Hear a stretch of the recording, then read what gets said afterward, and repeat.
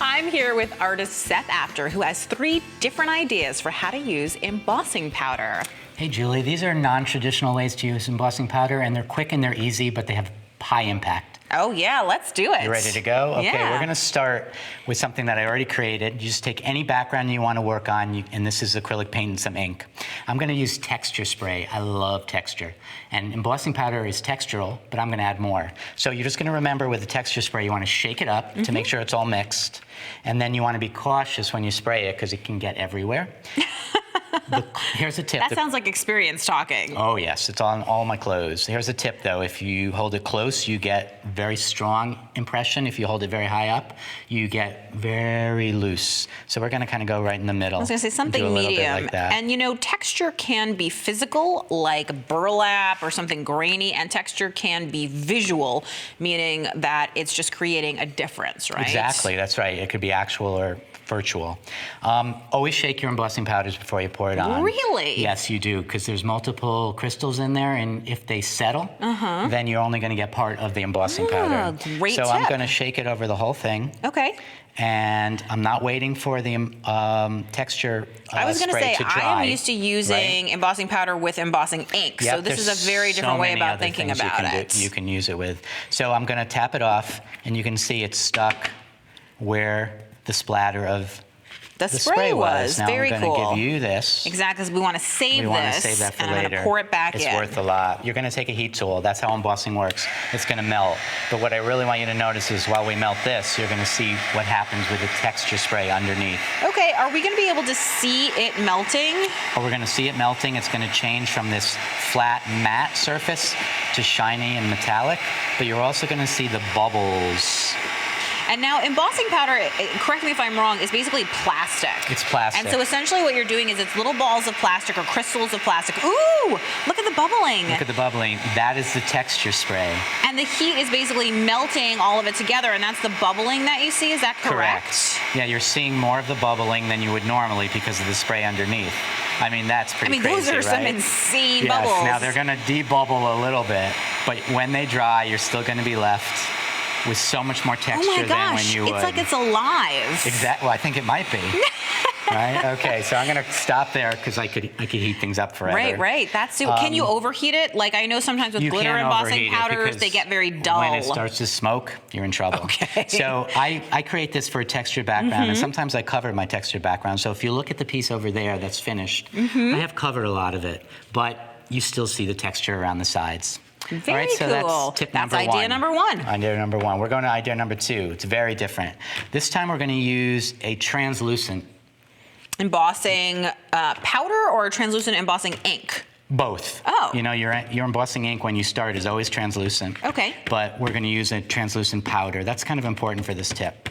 And I'm covering the background of something that I've already painted before.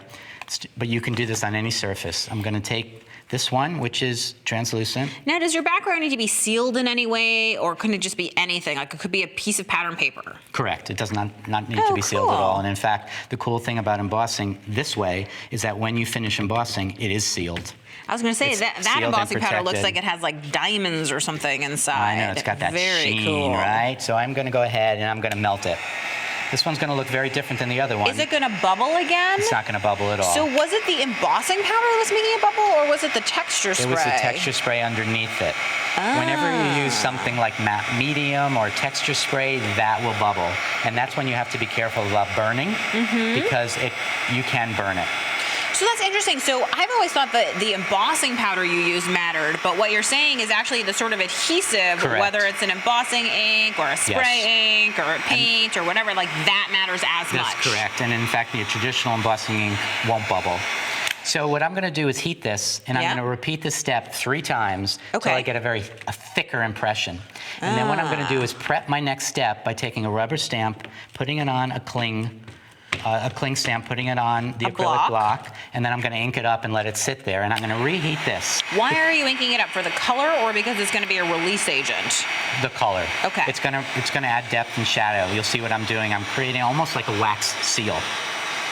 So you're just remelting that embossing powder, because people should know that even when it becomes hard, if you reheat it, it will start to melt again. Exactly. And you can wait a day, you can wait a year. and it will melt. But you don't have to worry about it melting in your car if it's hot. So once I get it pretty melted, I'm going to pretty quickly turn this off. I'm going to take my stamp and I'm going to press. So this is why you inked it up before, because Correct. it needs to be fast. You've got to do it right away. Yes, and I'm going to let Are the you doing a embossing lot powder, of pressure? I am putting a lot of pressure because I want to get a deep, deep impression. Okay. And I'm waiting about 15 seconds because you need to have the embossing powder cool. And Oh, then so it's going to cool around it's the going to cool stamp. around it, and then you're going to lift your stamp. You're going to have the big reveal, and you're going to create. By the way, you're not ruining your stamp at all. Like I never clean anything. I won't clean that. But you have that that deep emboss. Yeah, and not only that, but I love that like the surface is shiny, but where you stamped is kind of more matte. It's flat and matte, so there's a great contrast. It's really fun to do. So let's go to the last one. The last one is also a favorite.